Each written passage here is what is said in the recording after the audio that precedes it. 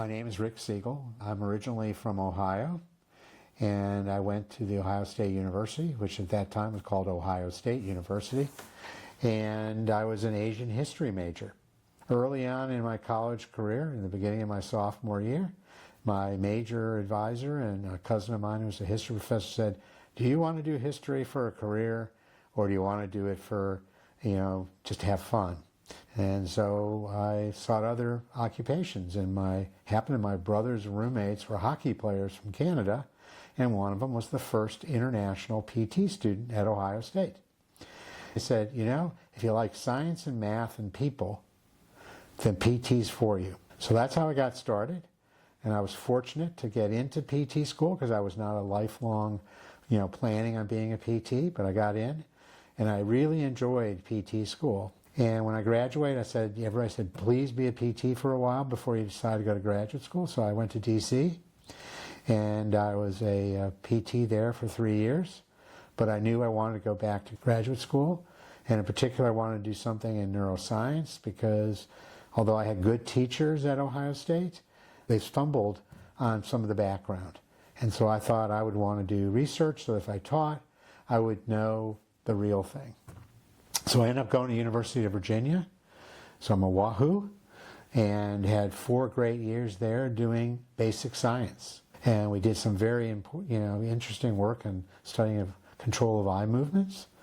And as I was finishing my career at Virginia, my wife and I had a conversation about the future. And ultimately I wanted to go back into rehab and PT, but I knew I should do a postdoc, and I was going to interview for a postdoc in Birmingham, Alabama, but I went to Atlanta first for a conference, and I had started writing letters, because there wasn't email at that time, to Steve Wolf, who's pretty well known in the world of PT, about what it's like to be a PT that goes and does a basic science PhD, which he did, and then comes back into the PT and rehab world. So I went to meet him, and then a fellow named Stuart Binder McLeod, who's also pretty well known in the PT world, who was a master's level faculty member at Emory, resigned so he could go do his PhD. And long story short, I ended up saying, okay, let's apply for that position, and I ended up at Emory, which was fortuitous, because I had great mentorship from Steve, but other people too. It was a great place for research, and I was also allowed to develop my courses. Steve and I did some pretty cutting-edge research when I was there, particularly trying to take animal model work that had been developed by a colleague of ours and taking it to humans. This was operant conditioning of spinal reflexes. We were the first people to do it in humans. Just happened to be at the right place with the right person to do this. After a while, I took some administrative roles on there, and then a position for a division director started to open up, and so maybe that's the next step, as long as I can continue to do research. And UNC's at Chapel Hill's division director opened up, I applied, and I got it. And so this was another fortuitous thing. And then after that, I was recruited to Medical University of South Carolina to be a chair of a large department and continue research. And that also turned out to be fortuitous, particularly on the research side, because I got involved in starting a center that was really involved in helping train some of the future researchers in neuromodulation. I was lucky to be the PI for what's called the TIGRR Research Grant Workshop, and got that developed and brought it to Charleston, where it is today. One of the things that I didn't appreciate initially as a faculty member and as a graduate student was how important mentorship would be. And I would say that as a graduate student I had tough mentorship. Not necessarily the best, but there were some good things about it. And then at Emory I had some very good mentorship that I started to realize that was how important that was. And during that time I got involved with something called Enhancing Rehabilitation Research in the South, or ARIS, which was the brainchild of a guy named Jim Blackman. They needed mentors. And that's when I realized how important mentorship was. I did that for 10 years, and then Jim said, you know, we need somebody to reinvent this a bit. I became the PI for TIGRR, which is Training in Grantsmanship and Rehabilitation Research, which is a continuation of ARIS. And so that was started while I was here in Chapel Hill. And we were very fortunate to put together a really great grant because we started to include neuroscientists and engineers. And I would say from that grant alone, there's been, you know, hundreds of millions of dollars of funding of our mentees. And then years ago, 2015, I was involved in starting something called ACAP, the American Council of Academic Physical Therapy. And when I was on the board, I was given the responsibility to be a liaison for a task force for looking at the capacity to do education research. And there I got involved with some very persuasive people who are dear friends of mine now, such as Gail Jensen. And we wrote, I think, a very great paper, perspective paper. And then we held several retreats to look at how to bring education research forward. And one of the things that was clear that needed was some way to develop faculty in grant writing. And so we took the model that I had developed at TIGRR and used it to create grant writing and mentorship and education research, GAMER, with our first cohort in 2018 in Charleston. This has created a whole new world, I think, in PT, a lot of which is these people that are great mentors like Gail and so forth. But I'll take a little credit because I've been the organizer and pusher. But it's been great. I love it because I'm interested in translating research, and I think education research ties with that very well in training students and so forth for translation. But our alumni have done exceptionally well. You know, there's not a lot of grant money in education research, but there's more and more. Foundation for Physical Therapy has gotten more and more supportive, bless their hearts.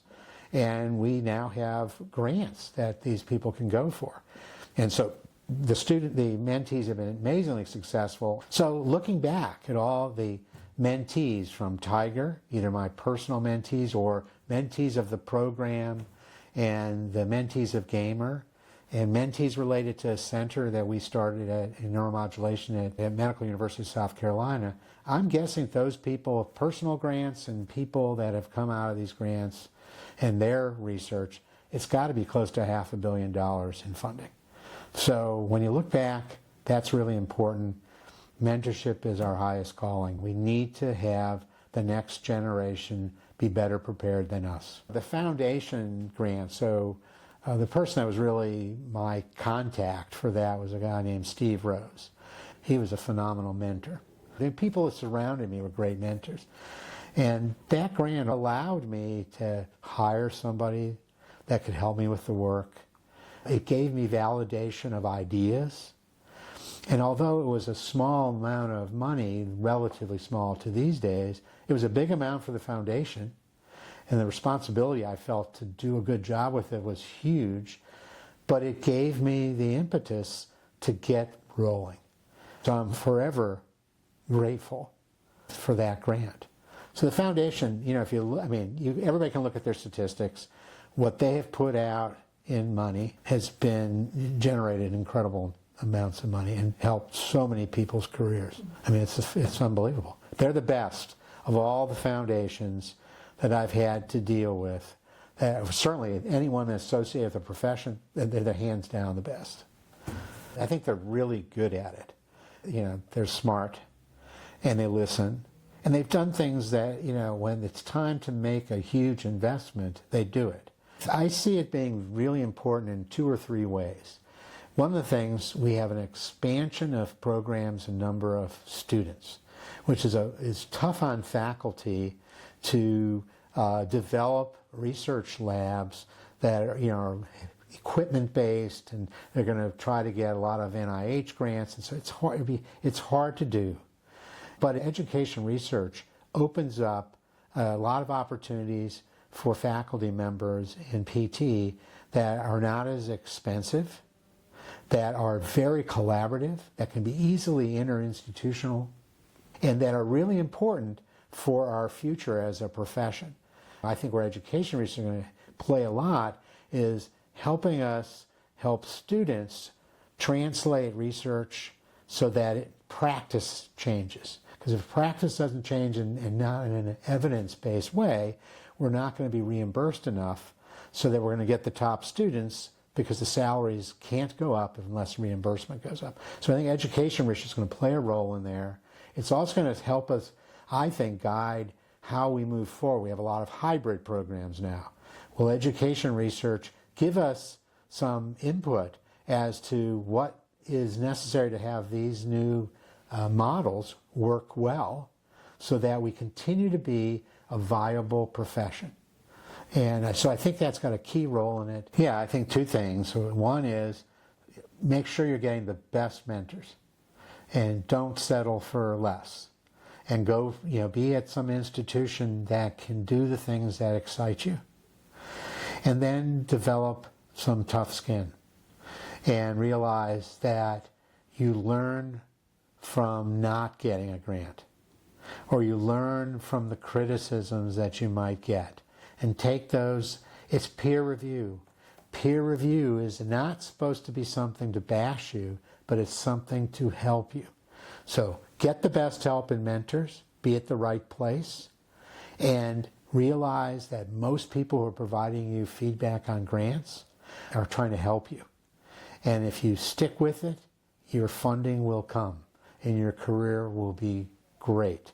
When I think about trying to talk to a neighbor about the value of research, and the foundation has supported research like this, might be in stroke rehab or things that would ultimately affect veterans, I say to them, why are we treating somebody with a particular type of therapy for traumatic brain injury?